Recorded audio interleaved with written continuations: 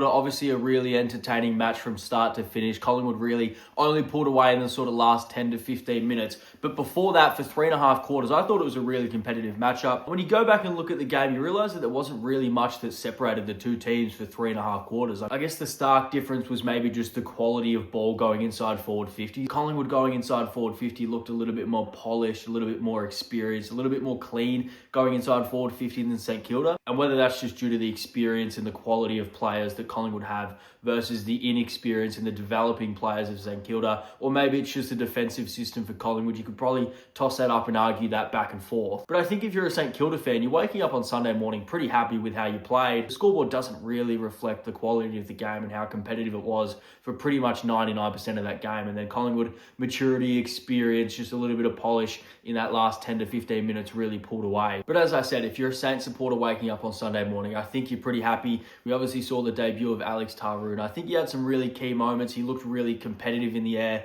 He looked really confident flying for his marks. He looked like he really wanted the football in his hand. But obviously some great young players coming through that Saints team. And one of those really good young Saints players that I see coming up over the next few years is Marcus Windhager. So I'm just curious as to why they keep making him a tagger. And really quickly, we'll get into that Marcus Windhager versus Nick Daicos tagger. And then I'll come back to the question of why do they keep making him tag players? Because Windhager's done such good jobs over the last few weeks. We saw him keep Kozzy Pickett to pretty much no influence of the game last week. We saw him keep Marcus Bontempelli, one of the best players in the league, to 14 touches and pretty much no influence on the game. And he's got this rare mix of speed and agility that can play on players like Kozzy Pickett, but also this size and this strength and this sort of brute force that can go with a player like Marcus Bontempelli around the ground. And then his running power is elite. So for a tagger or a defender or a lockdown player, he has almost the perfect build, the perfect skill set, the perfect attributes for that role, which makes him so good at it. But because I think Nick Daicos has been tagged for the last couple years, Collingwood have really made a point of trying to figure out how they're going to stop that, how they're going to combat it, how they're going to counter that tactic. I think it's becoming almost irrelevant. Collingwood are becoming really proficient in actually manipulating the tag, manipulating that matchup and using that matchup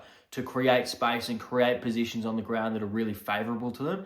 And it looks really stark around stoppage, but it happens around the ground so much. So let's just have a quick look at that now. So when a player like Marcus Windhager is so focused on the work of Nick Daicos and the space that he's in and the positions that he's going to run into, the mindset that he's in to stop him at all costs actually creates so much opportunity to manipulate these positions, to create space. Look at the work that Nick Daicos here does to create this space here. In any other centre bounce, that is the space that the midfielder in this position is told to stop. That is your defensive position. The difference here is this isn't a regular midfielder. His job is to stop him. So wherever he goes, he is going to go. So as we said, the space here was Windhager's spot. But because Daicos has moved around here, Windhager is told to follow him because he's tagging him. And that opens this lane right here, the spot where Windhager's defensive position should be, but it doesn't happen. And that is Collingwood manipulating the tag. Again, it's the exact same concept. It just looks slightly different. So Ned Long's job here is just to engage with Jack Macrae, wrestle, scraggle. Don't allow him to cover the space that Marcus Windhager should be covering. Or as we said, any other midfielder who would be in this position like Windhager is if he wasn't tagging someone. When Nick moves across to here, Windhager follows him here,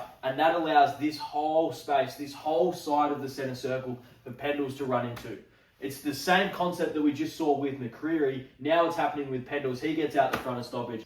And that's all it is. It's just completely manipulating the tag. And it's all just about the positioning of where Daicos is moving, opening up the space. But there's a clear maturing of Nick Daicos. I think early days when he was getting tagged, he was really focused on trying to beat his men offensively. I think now he's sort of realised that he can impact the game in other ways. I think defensively, he did some really good work. He led the game to intercept possessions, which I don't think he's ever done in his career. And then his tackling work and his pressure. And he wasn't really afraid to fight back and stand up for himself. He gave away a 50-metre penalty, but I think that's okay. I think it set the tone of how he wanted to play the game. I think it set the tone of how Collingwood wanted him to play the game defensively and aggressively and tackle hard. Instead of throwing his hands up saying, I'm getting tagged, but I'm not going to touch the football today. I'm not going to impact the game. I'm just going to be running around in circles. Instead, he's starting to fight back. And he had a phenomenal match, but I don't think he was the best player on the field. And I think that's because Darcy Cameron is having an unbelievable season. I think he had an unbelievable season last year. I think he had a really underrated season last last year.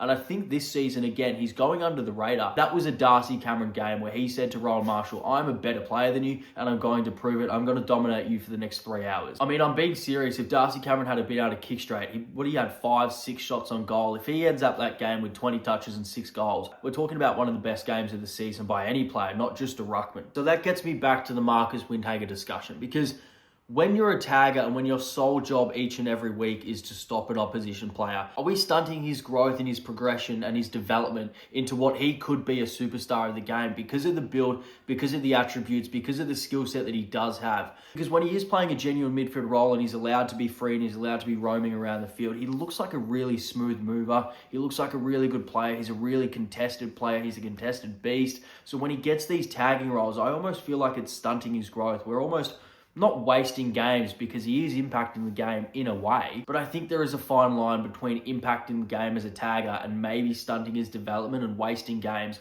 of his development, because realistically, he should be one of your prime movers over the next couple of years. He should be one of the players that you want the footy in their hands. He should be one of your prime midfielders. Maybe I think it's just taking away from his offensive game and his offensive development, but if that comes up and we can attach that to his defensive profile that we know he has, we've got a real player on our hands. But all in all, I thought it was a really competitive game. It was a fun game to watch. It wasn't dour. It wasn't the dour Saints that sometimes we're used to. Let me know what you thought about it.